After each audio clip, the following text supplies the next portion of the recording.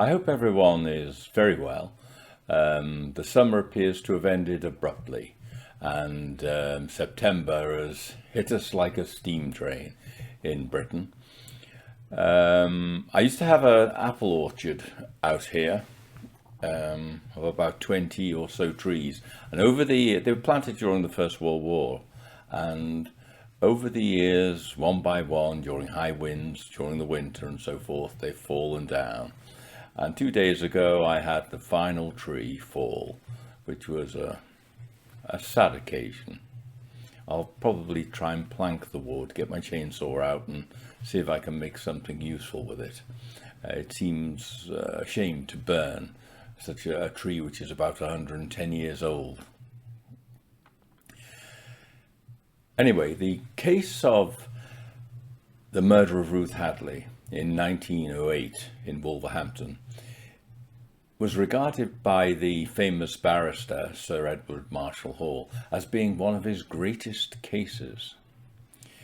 It's rather short on information and photographic materials, which has meant that I've had to do an awful lot of drawings to supplement the material, which I'm never fond of doing. But anyway, I've done it, and see what you make of the case anyway.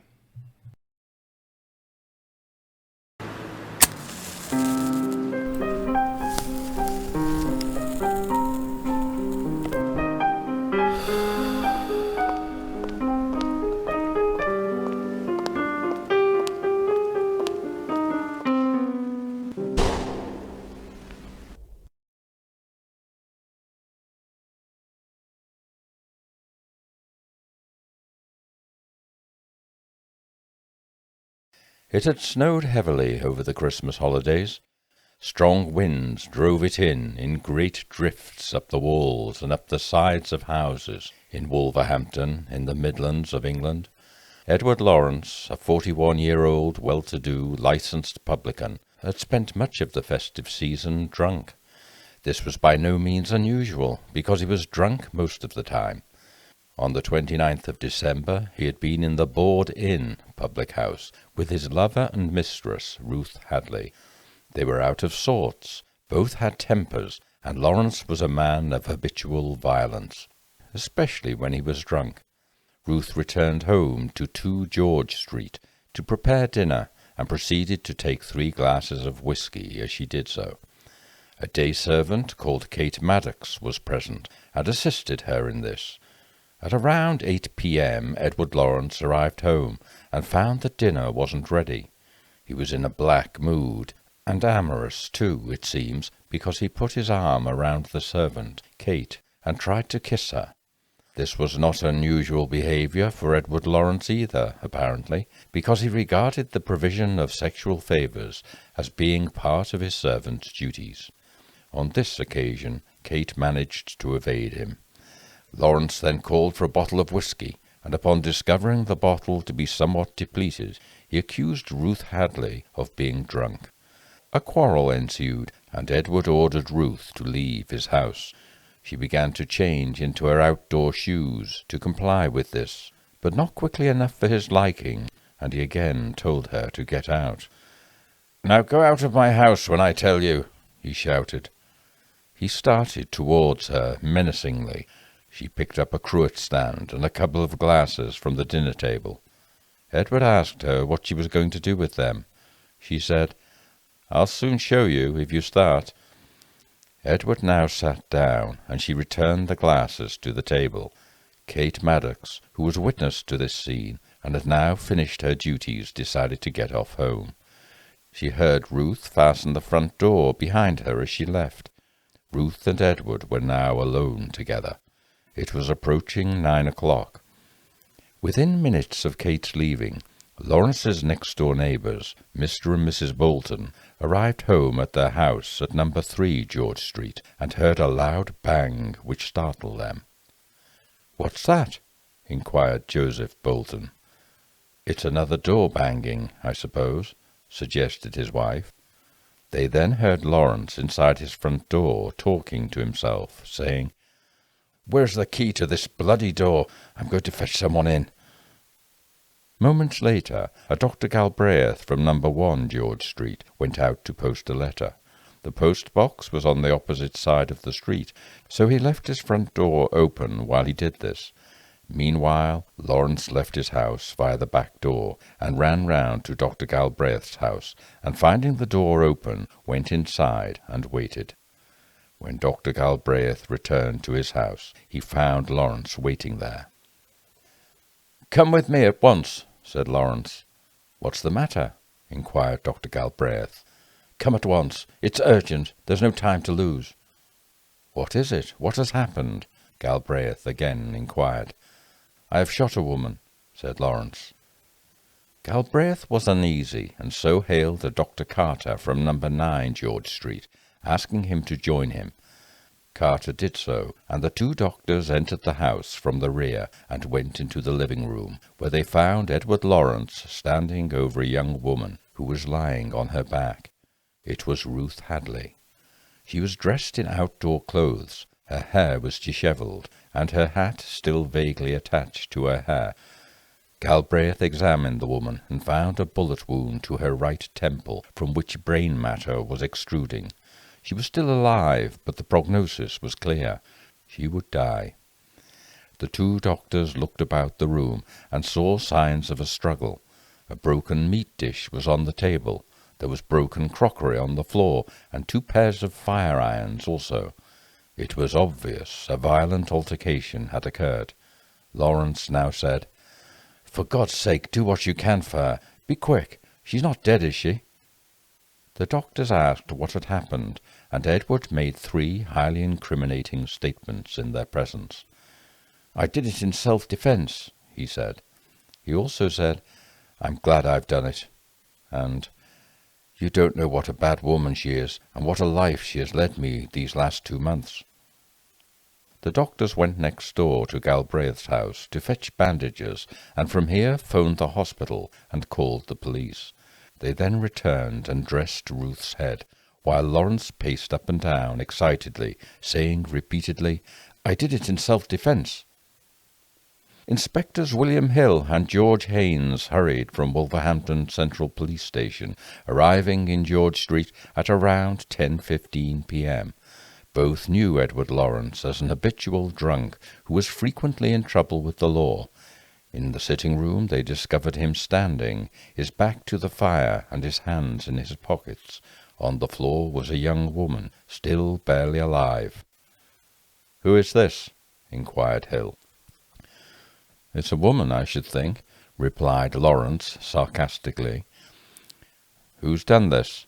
Hill asked. "I don't know," said Lawrence. The officers looked about the room, at the items strewn on the floor and broken crockery, and decided there was sufficient evidence to suggest what had happened. Hill questioned Edward further, learning that the woman was Ruth Hadley, and informed him that he was in a serious situation. "I'm going to arrest you for the attempted murder of this young woman, and anything you say may be used in evidence against you," said Hill. Edward said nothing. At this point, Inspector Haynes saw something in Edward's right pocket and seized it. "I've got it," he said. "You've got my revolver," complained Edward. Inspector Hill went out into the street to hail the ambulance, and Edward now asked Haynes, "What am I charged with?" "Inspector Hill just told you," replied Haynes, and repeated that the charge was one of attempted murder. Edward now said, "I took the revolver out of her hand as soon as she had shot herself, and put it in my pocket. I knew bloody well she would shoot herself. She only put it to her head like this," motioning to his own head with his hand, "and pulled the thing. She has had the revolver in her possession for 2 days. I have been abroad, as you know, and have always been in the habit of keeping it under my pillow." The ambulance arrived, and a porter from the hospital, together with the police officers and the 2 doctors, placed the young woman on a stretcher and conveyed her to the ambulance. From here she was taken to Wolverhampton General Hospital, where she died at 11:35 p.m. Edward Lawrence was born in Liverpool on the 30th of August, 1867, to Joseph and Mary Lawrence. His father was a farming servant from Ashton in Lancashire, who had graduated to pub landlord and moved to Wolverhampton, where he managed the Checker Ball pub in North Street, and where the family also lived until Edward was in his teens. Lawrence Sr. prospered, eventually owning several Wolverhampton pubs, and the family moved to a modest Victorian villa in Merivale Crescent, which they dubbed Ashton House. Edward was educated at one of the many minor public schools thriving throughout Britain in the Victorian period, spending some time at a now vanished establishment at Weston in Bath. He left with a decent education and trained as a vet, graduating with a diploma in Edinburgh in 1887. He practised in Shifnal, Shropshire, for a short time, without much success, and then, in 1889, still just 22 years old, he tried his luck in Argentina. He remained there for just 2 years, returning to Britain in 1891, and at this time decided to quit practising as a vet.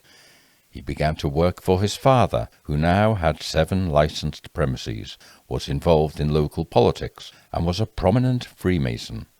Edward knew the public house business well enough, having lived in a pub for most of his life, and his father paid him £250 per year to manage one of his pubs. That's approximately £40,000 in 2025 terms. It was a decent living, and he soon met and married an attractive 19-year-old barmaid called Margaret Marion Groom. This was in 1893, when Edward was 26 years old. The couple married in a registry office because Margaret was pregnant at the time, and afterwards they settled down in Waterloo Road, Wolverhampton. For a time they seemed happy, respectable, and prosperous, but it didn't last. For one thing, Edward spent most of his time in his pub. He liked it, and he liked to drink. Edward appears to have been an unpleasant drunk, generous and agreeable when he was sober. When he was intoxicated, he was unpleasant and violent. He also liked women. This behaviour became especially marked after Edward's father died in 1901. At this point, Edward and his brother Robert took over the family business, managing the 7 pubs and other interests between them.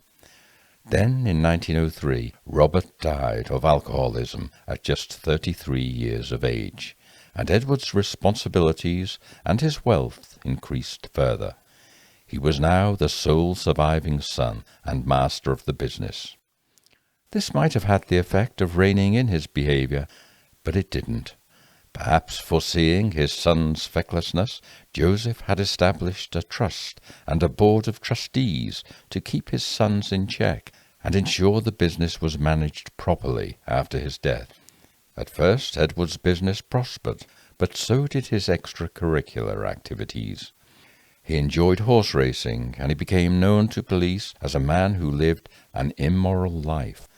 He associated with prostitutes and took full advantage of the barmaids he employed too. Edward met Ruth Hadley in May 1904, when she was 21 years old, a barmaid whose brother was also a Wolverhampton publican. They immediately commenced a sexual affair, and Edward moved her into lodgings near to his family home. He divided his time between Ruth and his wife and 6 children, and succeeded in getting both wife and mistress pregnant in the summer of 1904. It seems Mrs. Lawrence knew of Ruth, and rather sportingly tolerated her to some degree. The 2 women gave birth to Edward's offspring in early 1905, within weeks of each other. Edward's amatory enterprise, however, remained undimmed. He frequented brothels, cast his net wide over the female population of Wolverhampton, and was obliged by the trustees to resign from the family business. He established his own business, E. Lawrence & Co., Midland Brewery, but was ultimately restored to the control of his family business. Incredibly, his wife entertained hopes of reconciliation with Edward. Such hopes effectively came to an end on Good Friday 1905, when he threatened to kill Margaret and hit her with a stick across the head. He assaulted her violently again in July, beating her badly and threatening to break her jaw.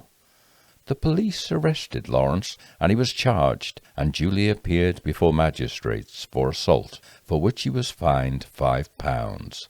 That's about £750 today. Margaret now filed for divorce, and she and her children left the house, residing with her father for a time. Edward promptly moved Ruth and their daughter Dorothy into the family home in Waterloo Road. It was not a peaceable household, though. They drank, they rowed, there was often violence, and within 2 months of moving in, Edward told Ruth to leave. She did, and when she returned he told her to leave again, whereupon she broke an ornament in Edward's room and destroyed some other items. They got back together for a time, and quarrelled again, fought again, a cycle repeated many times from this time on. On one occasion, it was said, Ruth threatened him with the revolver he kept under his bed, saying she would blow his brains out, but was overcome by Edward and another servant. She was, like Edward, a violent drunk. When Margaret was awarded a decree nisi in her divorce proceedings, it was never made absolute. Against her husband, for adultery and cruelty, Edward was required to make over the family home and support her with alimony. He did so haphazardly, and Margaret frequently relied on her father to keep the family afloat. The sporadic relationship with Ruth continued, but Edward was also involved in a sexual relationship with a barmaid from the Victoria Hotel, Lottie Davis, a widow.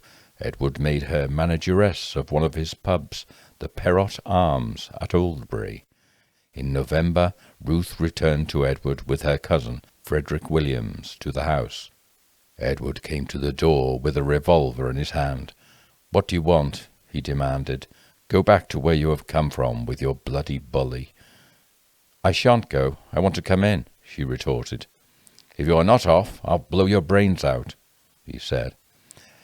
Edward's tangled love life became more complicated when Lottie Davis wrote to him that same month, informing him that she was pregnant. She pleaded for his help and support, saying her family had disowned her.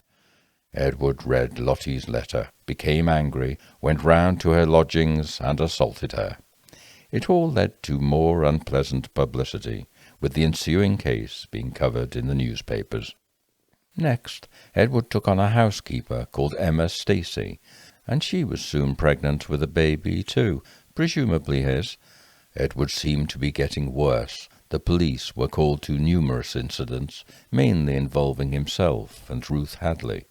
On one occasion he was charged with biting a policeman's thumb. Although Edward was living with Emma Stacey, he still occasionally employed Ruth also. Their relationship was toxic and increasingly dangerous. She told people she would kill him, had assaulted him in various ways. On one occasion Ruth went with her sister to see Edward and demanded wages he owed her. He said he didn't have them. She produced a knife, and he produced a revolver. It was a standoff. The two sisters left, and Ruth said to Teresa, her sister, "He has already shot at me twice before." A police constable arrived and inquired what was going on. "I want this woman out of my house," said Lawrence. "She is coming with me now, officer. Show the officer what you have behind you," said her sister, referring to the revolver.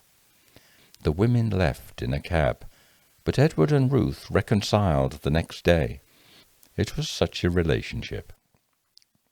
In November 1908, Edward moved into 2 George Street with Emma Stacey and their child. 2 servants were taken on, Ethel Cross and Kate Maddox, and then a third, Elizabeth Wardle. 3 days before Christmas, Edward was heard to threaten Emma Stacey. "If you don't keep quiet, I'll quieten you for good," he told her. All 4 women walked out of the house following this incident. Elizabeth returned the following day, ostensibly to fetch her slippers, but in fact to find his revolver and take it away, to prevent him from shooting anyone. It was obvious to all that things were coming to a head. On Christmas Eve, Edward was visiting his pubs and happened upon Ruth. She offered to make him Christmas dinner the following day. In a weak moment, according to him, he agreed. Later that day he discovered his revolver was missing, realized Elizabeth Wardle had taken it and sent for it, and placed it under his pillow. Edward and Ruth now spent the next few days arguing, drinking, and reconciling, until the 29th of December, when it all finally came to an abrupt end.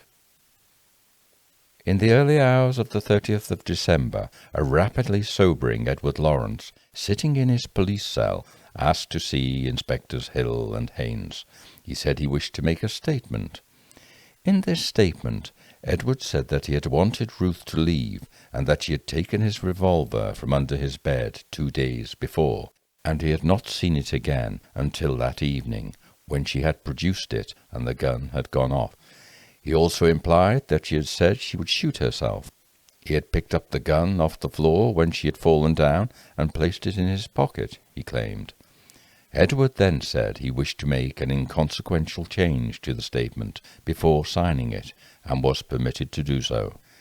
Then he decided that he had changed his mind altogether, and said he wouldn't sign it at all. He was, nevertheless, charged with murder, and he responded, saying, "Well, there is one thing. I didn't do it. You were not there when it was done." Edward, suffering withdrawal from alcohol, was reported to be in a bad way, and he was remanded to Stafford Prison, where he was placed in the hospital wing.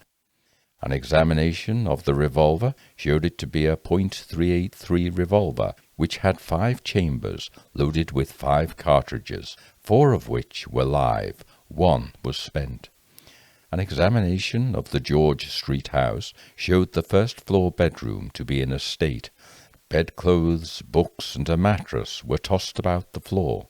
In a drawer, police found a second revolver of the same caliber as the first, and a total of 52 bullets capable of being fired by either gun.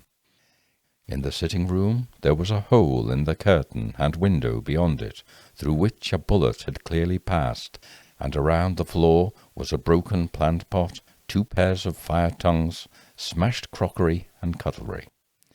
A post-mortem examination revealed that Ruth had bruises on her left wrist and arm, a bullet hole in her upper right arm, and one in her right temple.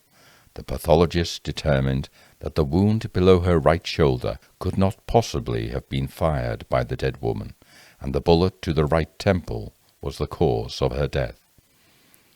As there was no singeing near the wound, this suggested that the gun had been fired from a distance, and was not, therefore, self-inflicted. An inquest was opened, at which evidence of the dead woman's identity was given by her sister, Kate Lewis, after which it was adjourned. Subsequently it was reconvened, running concurrently with a magistrate's hearing, and Edward Lawrence was committed for trial for murder at Stafford Assizes. The trial of Edward Lawrence began on the 3rd of March at Stafford Crown Court before Justice Arthur Jelf. F.W. Sherwood appeared for the Crown, and Edward Marshall Hall for the defence. The Crown case was that Edward and Ruth had been involved in a tempestuous relationship for 5 years, from which they had a 3.5-year-old daughter. Lawrence had threatened to shoot the dead woman previously, it was alleged, had threatened to shoot another woman with whom he was involved. Ruth had told her sister he had shot at her twice before. He was drunk at the time of the shooting, and in an excited state had made a number of incriminating statements to those whom he saw that evening. The revolver belonged to the defendant. 2 bullets had been fired from it, but only 1 bullet was missing from the chamber. It had therefore been removed and reloaded either before Lawrence called the doctor, or else while the doctors were next door fetching bandages and dressings. Why? Ruth had been shot twice. It was plainly murder, according to the Crown. The witnesses for the Crown were then called: the police inspectors, the servants, the 2 doctors who attended Ruth on the night of the shooting, and Dr. Powell, who had conducted the post-mortem on Ruth the following morning, all told their stories. Marshal Hall, in cross-examination, did what he could to draw out the drunkenness of the dead woman, her violence towards the prisoner, and had some success in this. It was hardly sufficient to overturn the prosecution evidence against Lawrence, but it did serve to thoroughly undermine the character of Ruth Hadley, and established useful groundwork. The defence case itself was then presented to the court, in which Marshal Hall declared the shooting of Ruth to be accidental, not murder. A drunken brawl between the couple had resulted in the gun, which had been in Ruth's hand, going off and killing her. Marshal Hall called cabmen, servants, and neighbours to attest that Ruth was a drunk, violent, quick-tempered, and, according to one, Isabella Pickett, a vulgar and wicked woman. Isabella was a key witness for Marshal Hall in this respect, because she said she had seen Ruth point a loaded revolver at Edward previously. She had seen her strike him, too. She said that she quarrelled with him over his sleeping with other women. Once she had said she would blow his brains out. On another occasion she had hit him with a bottle of wine, and hit him over the head with an umbrella. Ruth had been especially jealous of Edward permitting Emma Stacey back into the house. He was terrified of Ruth, according to Isabella, and Ruth was constantly afraid of his turning her and their 3-year-old child out of the house. Edward Lawrence appeared in the witness box on the 4th day of the trial. He was severely jaundiced, almost certainly caused by alcohol-related liver disease, but he gave a good account of himself. He was led by Marshal Hall through his first meeting with Ruth Hadley up until the night of the shooting. He said that after he arrived home at 8 o'clock, the pair had quarrelled over whether Ruth was drunk. After Kate Maddox had left, Ruth began throwing things. He thought of the revolver, and as he went upstairs to fetch it, she said, "You needn't go up there. I know what you're after. I've got it." He then said, "She pointed it at me, and after a tussle I got it from her. I put it in my pocket, and I told her to go. Her only answer was a further volley of crocks. I told her if she did not desist, I should shoot her. She struck me again with the tongs. I took the revolver from my pocket and fired well wide of her to frighten her." "Did you know that the bullet had struck her?" inquired Marshal Hall. "No," he said. He then said he went upstairs to put the revolver back, reloading the spent bullet chamber, and came downstairs. He entered the sitting-room soon afterwards, and she pointed the revolver at him. She had evidently got it from upstairs, he said. "Was the bed in order when you went up?" asked Marshal Hall. "Yes." "And it would have to be put out of order to find the revolver?" "Yes." "What happened?" "She pointed the revolver at me. She was pressing the trigger, and I could see the hammer rising. I knew my only chance was to go for her. I dashed in and got the revolver with my left hand by the barrel and turned it from me just as it went off." "What happened then?" "She fell." "What did you think she fell from?" "I thought she was drunk. I had no idea she was shot. I then picked up the revolver and put it in my pocket." "Then you saw the hole in her temple?" "Yes, and as soon as I did, I ran for the doctor." "Had you any intention of hurting the woman when you fired the first shot?" "No." At the judge's invitation, Lawrence gave 3 demonstrations in court to show how he had turned the gun in her hand away from himself so that it was pointed at Ruth's head. Under cross-examination by Crown Counsel, Edward denied having ever threatened Emma Stacey, and his story largely remained intact. Marshal Hall addressed the jury for the final time by informing them that Lawrence was not being tried for drunkenness, for immorality, or for womanizing, nor for deserting his wife. His wife stood by him, and if acquitted, it was hoped he would devote the rest of his life to making her happy. Ruth Hadley, he said, was violent, impossible, dangerous, and Edward was a fool to take her back. On the occasion of the tragedy, Edward had snatched the revolver and fired it to frighten her, but accidentally caught her on the arm because he was drunk. He hid the revolver, but Ruth found it, and during a struggle the gun went off, inadvertently shooting Ruth in the head. In summing up his case for the defence, Marshal Hall now employed his famous scales of justice for the first time, in which he stood before the jury, his arms outstretched to each side, the prosecution case figuratively in one hand and the defence in the other, in perfect equilibrium. As he cited the evidence, the scales moved precariously, weighing one way and then another, but inexorably and with finality came down in favour of the defence. "I leave it in your hands," he concluded. "Try this man upon the evidence, and upon the evidence, with the help of God, I ask you to say that Edward Lawrence is not guilty." The prosecution addressed to the jury was timid by comparison. It even dropped the charge of murder, and asked for a verdict of manslaughter. The judge summed up in a manner wholly favourable to the defendant, and the jury, in consequence, was out for just 20 minutes. It returned to give its verdict as not guilty.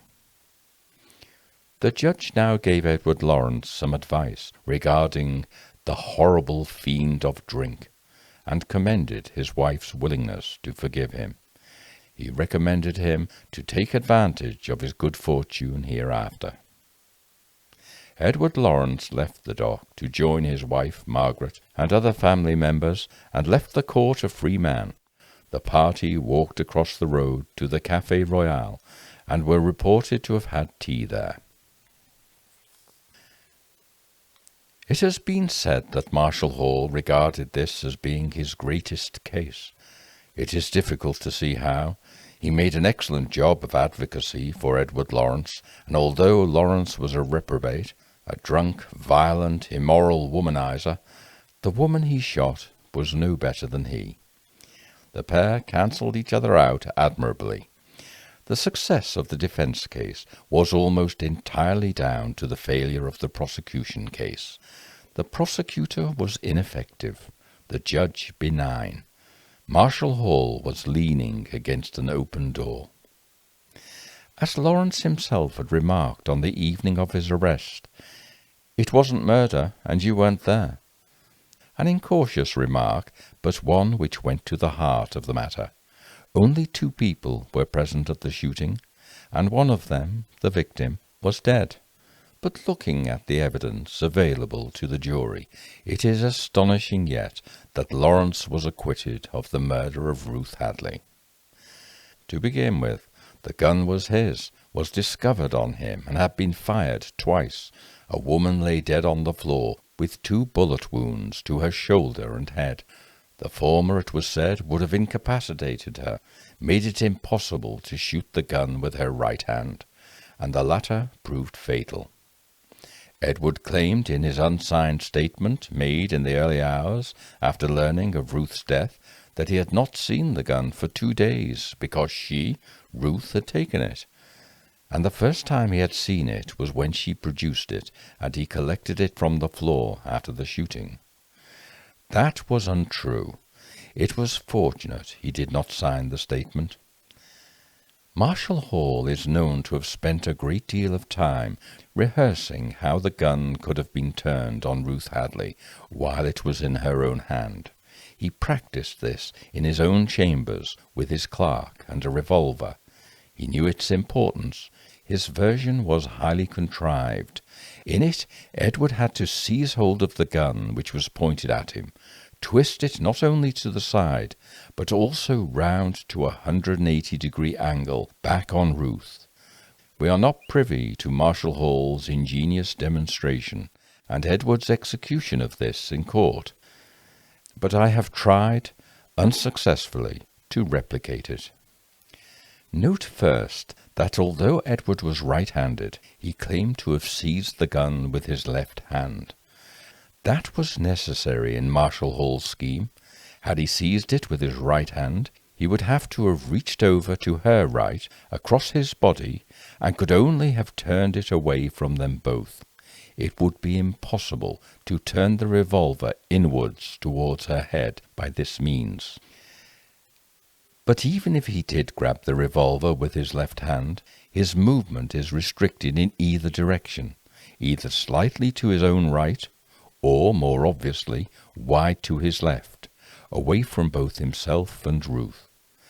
There is only one possible way I can contrive by which the revolver could be seized by its barrel in the left hand and turned in Ruth's direction.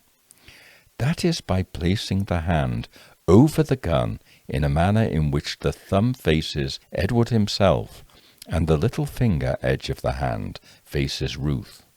In this way, which is cumbersome and counterintuitive in every conceivable way, the gun might be turned towards Ruth. And even in this incredible manner of execution, it is vastly improbable that Ruth could have held on to the gun and trigger until it reached the angle at which she could be shot in the right temple. Edward's initial unsigned statement claimed he had never gone upstairs to fetch the gun, but had wrested it from Ruth and fired it once. This was impossible. His subsequent account was not heard until he appeared at his trial. He was now clearly working to a careful narrative formed for him by Marshall Hall. It was devised to account for the fact that 2 bullets had been fired and 1 had been replaced. But this explanation remains inadequate, because he claimed to have snatched the gun from Ruth and fired well wide of her before returning the gun upstairs and reloading it. There is no mention of reloading the gun prior to this. The bullets were in 2 boxes in a drawer upstairs. If Lawrence had reloaded the gun, he would have done this upstairs. There is no obvious reason why he would open the gun and deposit the spent cartridge on the floor in the sitting room, then go upstairs to reload the gun. But he might do this in a hurry, while trying to remove evidence that he had fired the gun twice, and then have gone upstairs and reloaded it. It seems the necessity of accounting for both bullets being fired is driving this account. Ruth subsequently went upstairs to fetch the gun a second time, he said. But how could she have gone upstairs without his being alarmed and alive to her intentions? How could he not have heard the room being overturned upstairs, the mattress thrown from the bed, and be unaware of what it signified? He said she returned and pointed the gun at him, and during the ensuing tussle the gun went off a second time. This is unlikely. Ruth had been shot twice, and the gun had been fired twice. In his story, the first shot had wounded Ruth in the right arm, although he didn't know this. How is it possible that she managed to run upstairs minutes later and retrieve the gun, overturning the mattress, etc., returning with it and pointing it at Lawrence, and then fighting with him over it while seriously wounded? Why was the blood from her wounds not discovered all about the stairs, the bedroom, the bedding, and both she and Lawrence apparently being oblivious to her wound? And how was it that in the confines of a sitting room, the 2 standing feet apart, and Lawrence aiming, by his own account, well wide of Ruth, he hit her below the shoulder in the upper arm, and further, that he failed to realize he had hit her during the ensuing melee? The only circumstance in which Edward might not realize he had hit her is if both shots were fired in rapid succession. In this way, he never took in the impact of the first wound to her shoulder.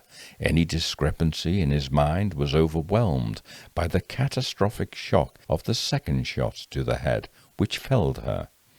And if she had indeed returned to the sitting room in her condition, having retrieved the gun, how did she succeed in wrestling with Lawrence, and in the course of their struggle succeed in holding on to the gun with her injured arm sufficient to shoot herself in the head with it? The pathologist said it was impossible. It was.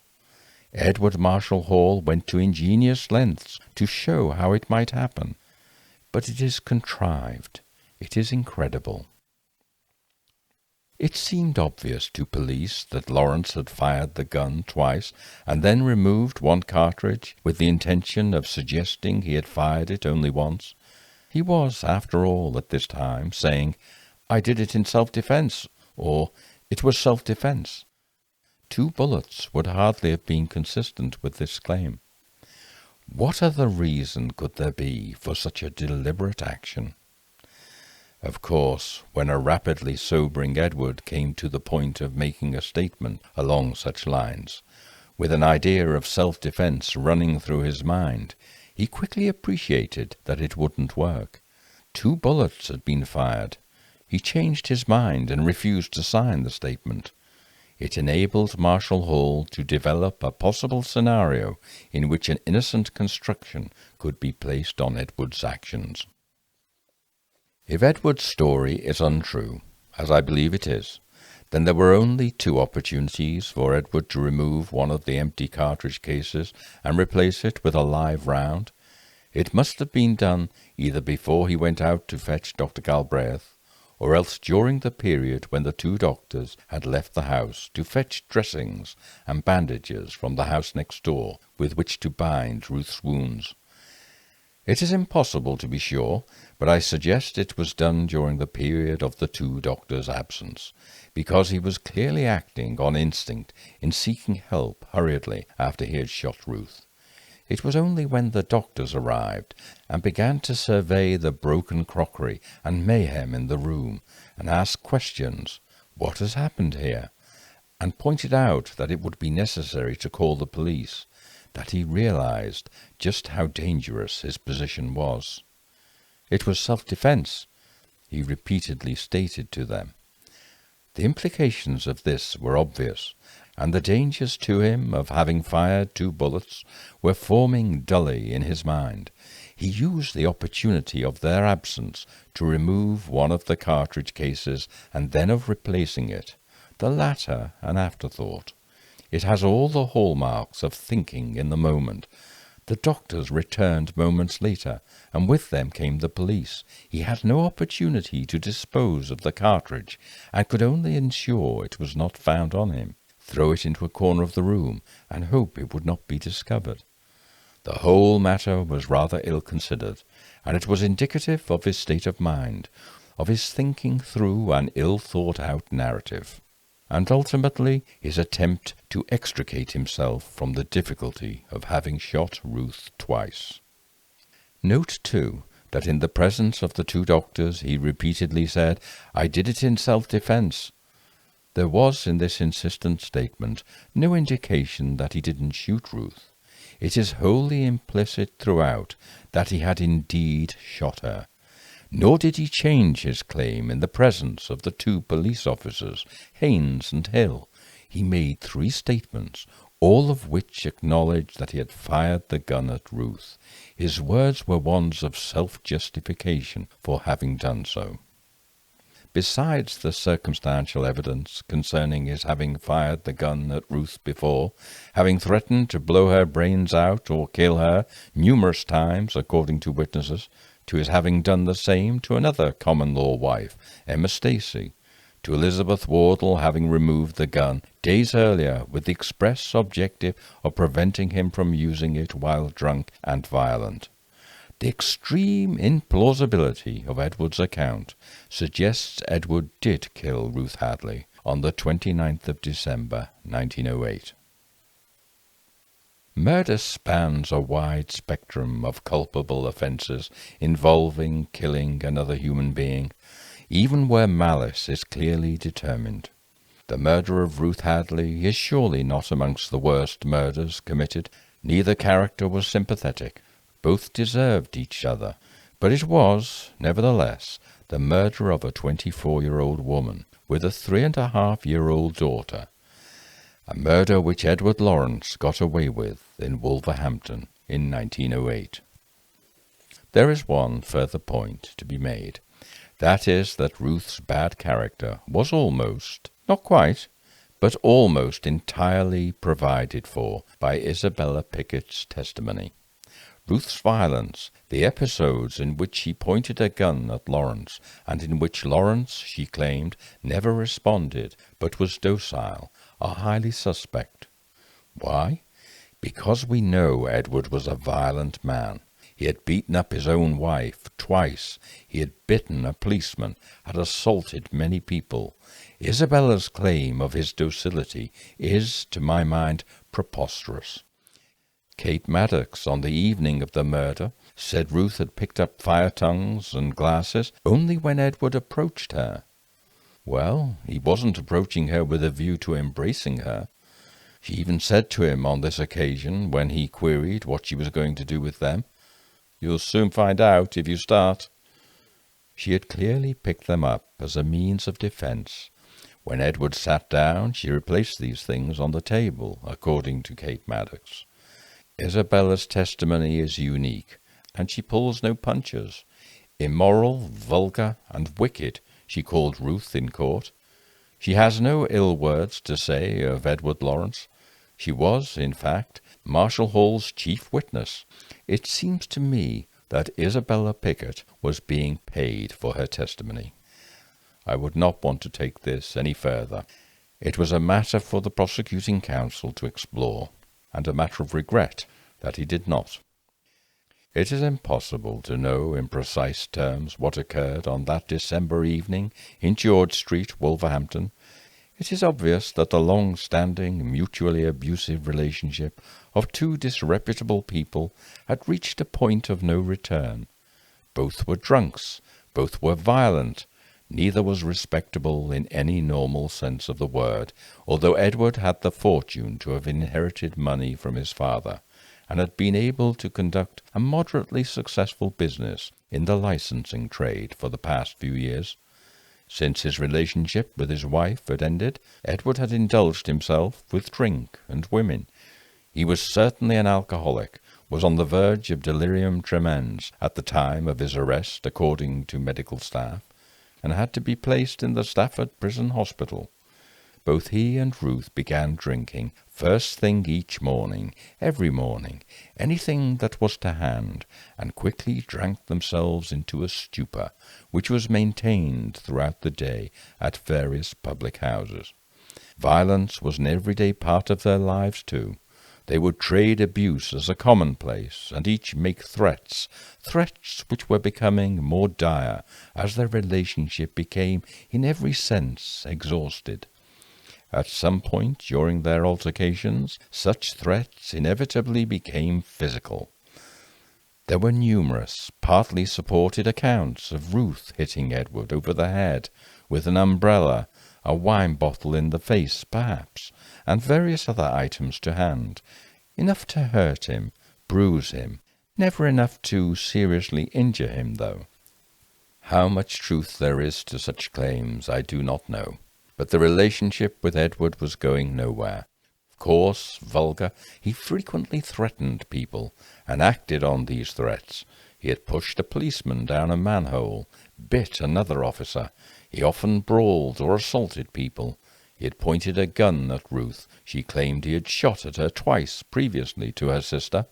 He had pointed one at Emma Stacy, told one he would blow her brains out, and the other he would quieten her for good. He kept a revolver under his bed. For what reason it was never explained. He kept no money in the house. An old habit from Argentina, he said.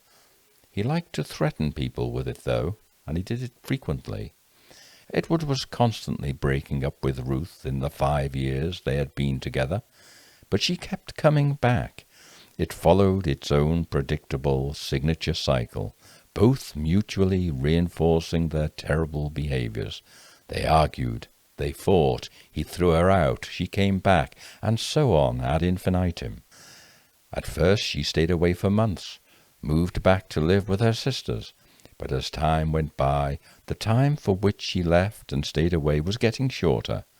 By 1908, Edward would let her return, but throw her out again within hours too. Edward was sexually susceptible to such persuasions, but as soon as his lust was satiated, he'd find an excuse to throw her out again. He was, in all his appetites, without restraint.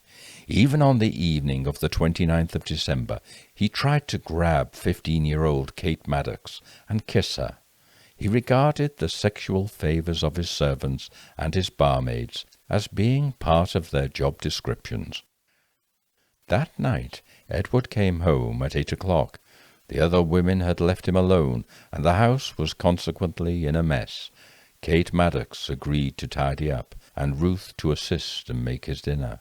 He agreed in a loose moment, he said. It probably was. He had many such moments. But on entering No. 2 George Street, the worse for wear, he discovered his dinner wasn't ready, and calling for his bottle of whisky, he found that much of it was gone. He called Ruth and accused her of being drunk. Things became nasty quickly. They'd had lots of practice at it. He ordered her from the house. She didn't go, and he got up to physically throw her out. Ruth picked up a pair of tongs and a couple of table glasses in response. "What are you going to do with those?" he queried. It was a rhetorical question. This was a well-trodden path for them both. "You'll find out soon enough if you start," she said. She was probably looking for an excuse to fight. They both were. It was a waiting game. Kate Maddox went and fetched her things and left. Ruth locked the front door after her. That was significant. She wasn't done yet. But Edward told her to get out again. We know this because when she was found, Ruth had her hat still attached to her head in some fashion, and her outdoor clothes on. She was, at least, making as if to leave, probably infuriatingly slowly. A woman in such a relationship knows which levers to pull. At some point tempers flared. They were never really in check, and Ruth began to throw crockery, coal tongues, a flower pot, anything that was to hand, at Edward.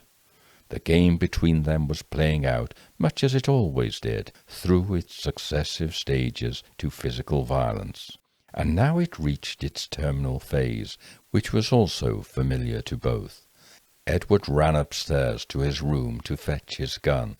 Ruth had forestalled him by fetching it herself already, but it is likely Edward ran up the stairs to fetch it, and she would let him. It increased her triumph over him. He couldn't find it.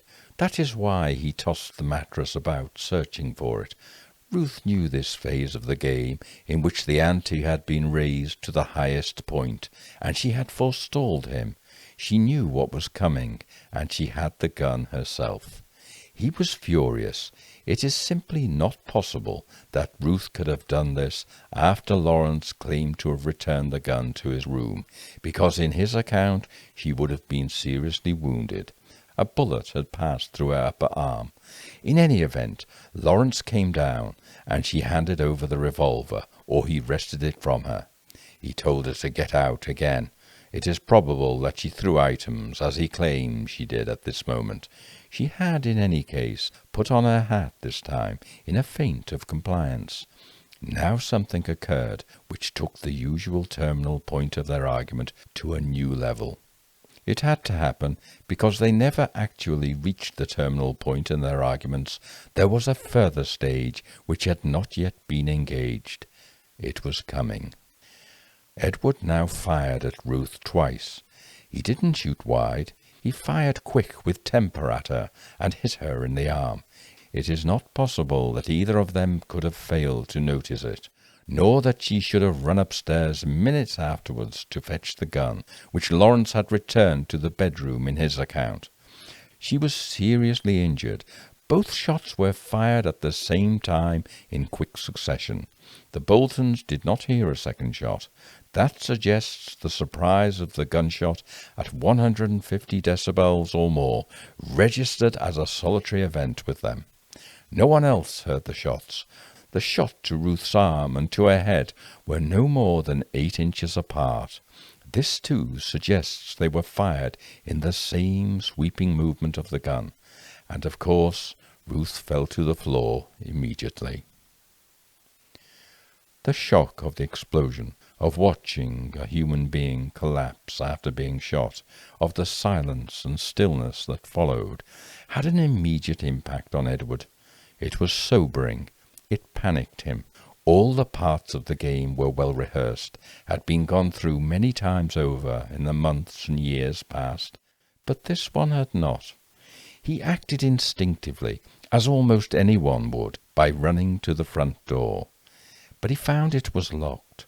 The Boltons next door heard him saying, "Where's the key to this bloody door? I'm going to fetch someone in."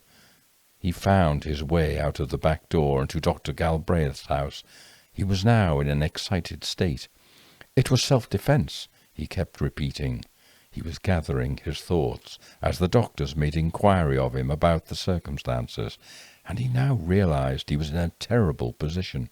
He had the gun which had killed the woman in his pocket, with 2 bullets missing from its chambers. He didn't realize he had wounded her with the first shot. As soon as the doctors had left to fetch dressings from Galbraith's house next door, he removed 1 cartridge from the gun. It was a pointless and somewhat incriminating act, but he was still drunk, still excited, still in shock. It is unlikely that this is an exact account of what happened that night, but it is, I believe, about as close as we are likely to get at 117 years' distance from the event. Those who knew Edward and Ruth believed he had murdered her, including Ruth Maddox, the only other person to have seen them that evening, and heard the commencement of their final argument. Judge Jelf's hopeful admonitory words in discharging Lawrence following his acquittal fell on deaf ears. 3 days after his acquittal for murder, he was arrested and charged with assaulting a man in a pub. Weeks later, he was charged with failing to pay taxicab fares, and for the next 3 years he was in and out of court on charges of assault against servants, a counsellor, and others, for the non-payment of maintenance to his wife and children, for failing to pay bills to builders, architects, and tradesmen. He took up with Emma Stacey again for a time, and lived with her and their illegitimate child. His finances suffered following the trial. Marshall Hall was expensive, so were his solicitors, and he was declared bankrupt in 1910. It is said that Edward Lawrence admitted privately to killing Ruth after the trial. Whether he did or not, it hardly matters. His word could not be trusted in any respect, and there seems little need for such an admission from him, so compelling is the evidence against him. He moved to Kidderminster, south of Wolverhampton, lived in a house called the Lees, and was involved in illegal cockfighting, for which he had a pen constructed in the rear garden. He died here, predictably enough, of alcoholism, on the 8th of August, 1912. He was 44 years old. What became of Dorothy, the daughter he had with Ruth Hadley, the woman he shot dead at Christmas 1908? I wish I knew.